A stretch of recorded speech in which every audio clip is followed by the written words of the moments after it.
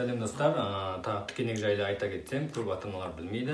Қазір массажға келдім, мысалы мына тікен шығып жатыр мына бағадан. Аяғында сіз жүріңіз. Көрдіңіз ғой да? Жақсылап қарап алыңыз, міне қолынан шығады, осындай жерінен шығады, сосын мына міне көрдіңіз ғой, мына жерден шығады, мына жерден шығады. Уқалап көріңіз жақсылап. Міне құйымшағынан көрініп тұр ғой да? Соны памперстің андай несімен алып тастаңыз.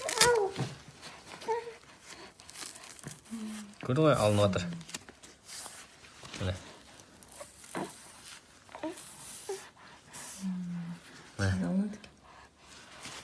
Қолды да бітеміз. Күшті алынады қайта. Осыдан да жылап жатпайды. Уқалап көріңіз қолын, балдарыңыздың арқасын қолын. Мына бетіне тағы да шықты жаңа. Екінші рет қайталап тағы да уқалап көріңіз.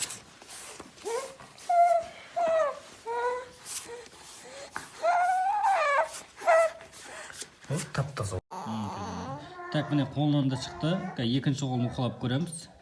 Сүрттің жаңағыдай. Чекс. Екінші қолын аяп тұрмыз. Опа!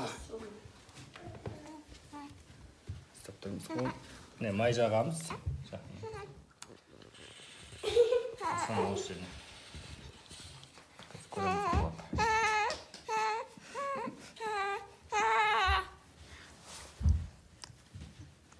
Instagram çok iyi oldu. Instagram çok zor. Mene, rahmet. Osunda şeylerini kalıp görürüz.